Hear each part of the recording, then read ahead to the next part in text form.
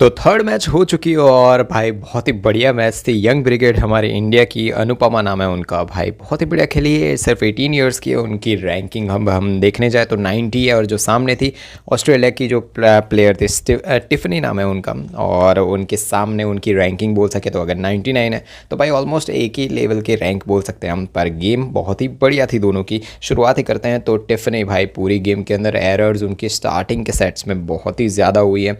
Court coverage में problem हो रही थी उनको भाई, बैक हैंड फोर हैंड जब हो रहा था तो वो नहीं कर पा रही थी। देन 9-5 से अनुपमा आगे बढ़ गई भाई अच्छी तरीके से। भाई फुटवर्क जो देखा हो अगर आपने अनुपमा, बहुत ही बढ़िया। देन 11-6 से हाफ सेट तो उन्होंने आराम से जीत लिया।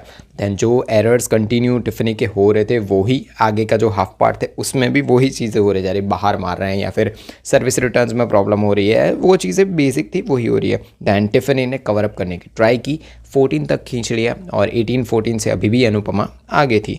छोटे छोटे एरर्स अनुपमा से भी हो रहे थे बट उसे कवर अप वो बहुत ही बढ़िया तरीके से कर रही थी। उन्होंने ऐसा बोल सकते हैं कि बहुत ज़्यादा एग्रेसिव गेम, बहुत ज़्यादा डिफेंसिव गेम ऐसे नहीं, जो बेसिक बैडमिंटन होता है जैसे टॉस मार रहे हैं, मतलब बैक हैंड कोर्ट में जा रहा है, लिफ्ट कर रहे हैं, बस वही बेसिक उतने में ही उन्होंने अच्छी खासी गेम कर ली और 21-15 से फर्स्ट सेट जीत लिया।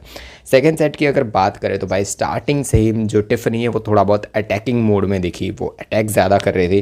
दैन टिफनी अटैक के बीच में भी एरर्स करे जा रहे थे क्योंकि जो अनुपमा है वो रिटर्न करे जा रहे थे शॉट्स, बोल सकते हैं कि जो शॉट्स आ रहे थे वो रिटर्न हो रहे थे।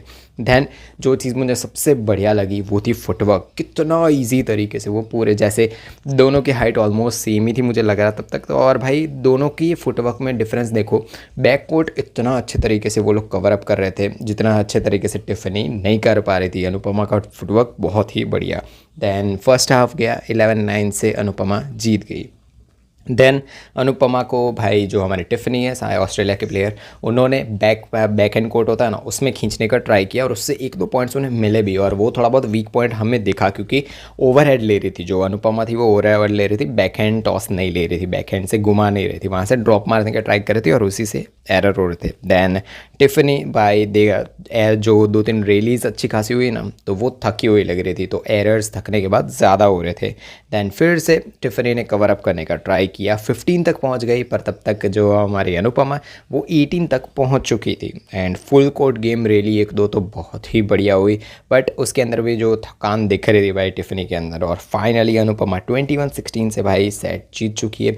यंग ब्रिगेड है जैसे हमारे सैन लक्ष्य है तो उन्हीं की तरह अनुपमा भी बहुत ही आगे जाके जीतने वाली है। तो अच्छी खासी थी, स्ट्रेट टू ऐसे ही गेम होती है, खींचना ही नहीं है थर्ड सेट तक, फर्स्ट टू में फिनिश करो। देखते हैं हमारे चिराग लोग, हमारे आज चिराग लोग नहीं है शायद, ध्रुव कपिला लोग खेल रहे हैं हमारे, तो उनका अभी मेंस डबल्स का भी मैं लेके आ जाऊंगा, तो सब्सक्राइब कर दो, नोटिफिकेशन ऑन कर दो।